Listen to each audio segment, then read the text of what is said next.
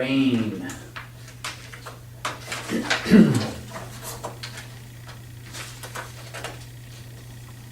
This is the one that Lorraine came up with a tune accompaniment for.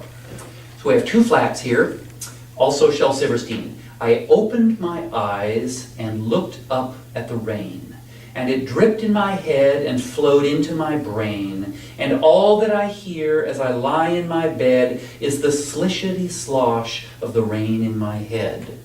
Do you buy their rhythm? Ducka-da-dum, the ducka-da-ducka-da, 1, 2, 3, 1, 2, 3, 1, 2, 3. Seems to work quite well. I step very softly, I walk very slow. I can't do a handstand, I might overflow. So pardon the wild, crazy thing that I said. I'm just not the same since there's rain in my head. Right? Those pulses are quite clear. Now, of course, they could have chosen 4/4. I opened my eyes and looked up at the rain, and it dripped in my head and flowed into my brain. And all that I hear as I lie in my bed is the slishity slosh of the rain in my head, right? You could have done it also in 4/4. Would have been fine.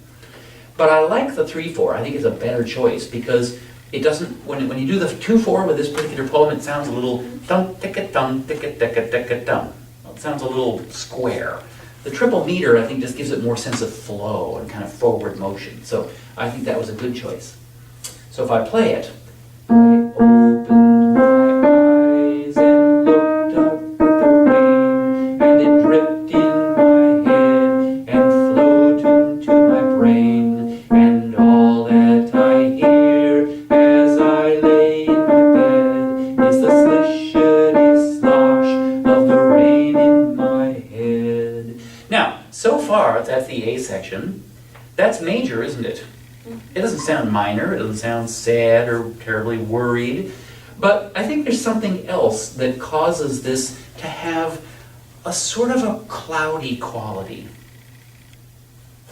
What I'm thinking of, and you can tell me if you agree, is that the melody has a very narrow range, right? It doesn't do this.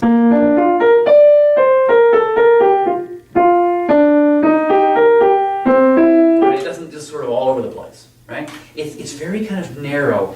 I opened my eyes and looked up at the rain, and it dripped in my head and flowed into my brain. And then it repeats. All that I hear as I lie in my bed is the slishity slosh of the rain in my head. So it literally just uses those notes, very narrow range, which causes, I think psychologically, it causes us to feel like there's kind of a low energy here, or maybe it's almost like there's a ceiling, like clouds. You know, you don't have sort of the energy or the thoughts to sort of take off and fly. You're sort of compressed, you know, in a way. I think it's a very effective thing because his head is full of water, right? So he doesn't have sort of soaring thoughts. He has sort of heavy thoughts. Oh, so a very apt melody, I think. Then it goes on. I step very softly, I walk very slow. Now, the surprise there is what? Minor. Minor, right.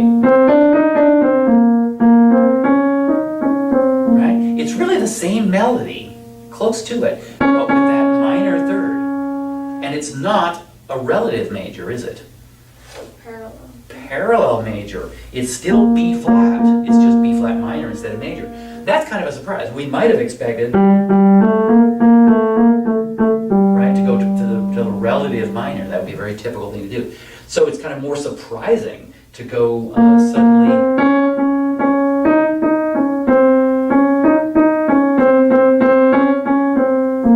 And then.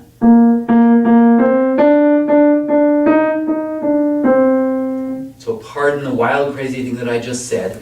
Isn't that interesting that that phrase is back in major, and it's almost referring to the B-flat minor as wild and crazy. Isn't that fun? It's like the tune itself is commenting on an earlier phrase of the tune. That made me laugh when I read it. I thought, that is really cool.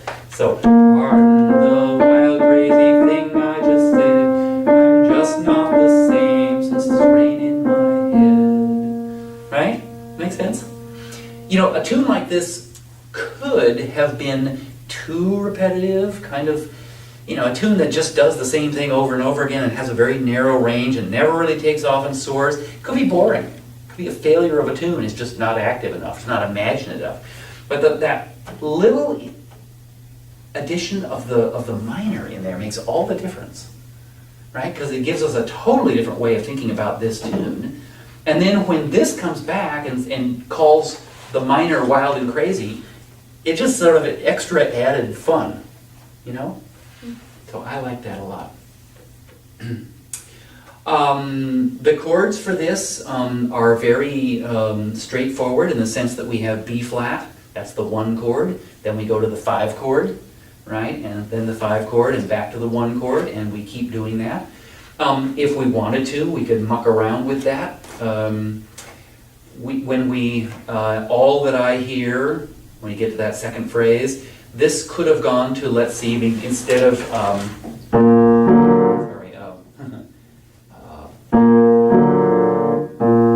sorry. Right? Instead of going back to the B flat, I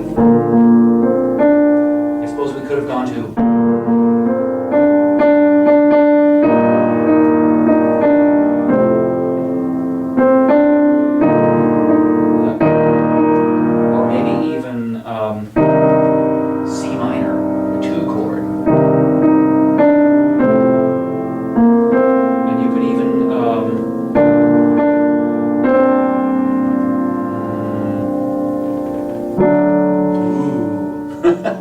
I just got to the end here, and then, ooh, wow, that really sounds dark, right? What I did was when I got to the end here, instead of just going back to the B flat, and then suddenly just changing, what I had done was gotten to something like, instead of going back here, I went to here and put a D major chord underneath it. And then when I go to the D flat minor, whoa! Oh! It's like a slug, right? It's so dramatic.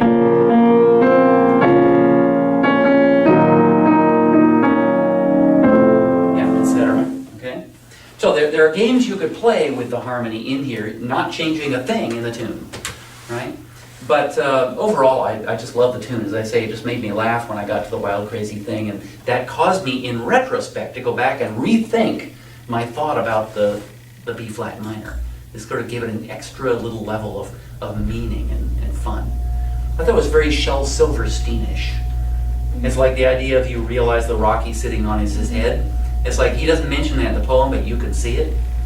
And here, you know, we don't mention B flat minor, but we refer to it as wild and crazy, right? Which allows us to sort of realize that he's thinking about it himself.